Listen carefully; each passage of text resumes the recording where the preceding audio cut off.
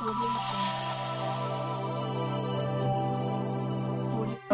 पडलं होतं, 2 रिक्षा पडलं होतं. मग परत नंतर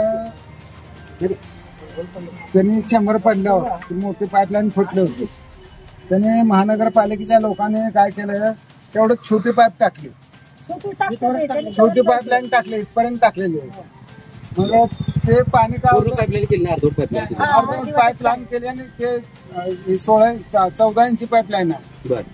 मग त्याला टाकलं 8 इंच 12 इंची पाईपलाईन.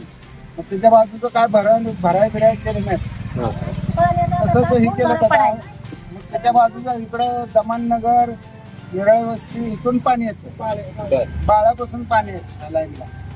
मग ते काय होतं, ते पाणी आलं, आता पाणी त्यातून गेलं नसेल, हे सगळं पाणी घेऊन गेलेलं आहे. किती दिवस झाले आता? हे 2 वर्ष झाले की. तुमचं नाव काय? दीपक पांडुरंग प्रेक्षाळे. राहतो तुम्ही? हापबस्तीत राहतो. आता काय प्रॉब्लेम आहे तुम्हाला? प्रॉब्लेम आता 14-15 फूट खड्डा पडलाय, त्याला काय करायचं? महानगरपालिका बाहेर यायचं कसं, जायचं कसं, घरा पडायचं आम्हाला धोका आहे.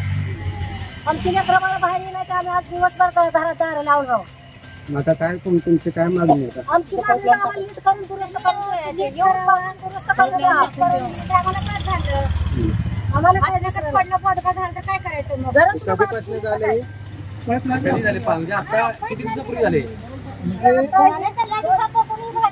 झाले पण आजच कळालं हे सगळं. आता पडलाय 10-15 मिनिटं झाली, खड्डा पडलाय, आरातच चाललंय, आरातच चाललंय.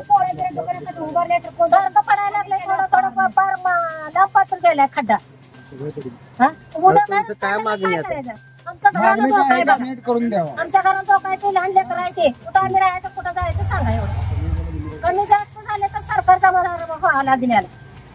आमची लहान लहान लेकर आहे, आम्ही येळभर आडवायला लागला, आमच्या पोटाला अन्न पाणी नाही का, चहा पाणी नाही.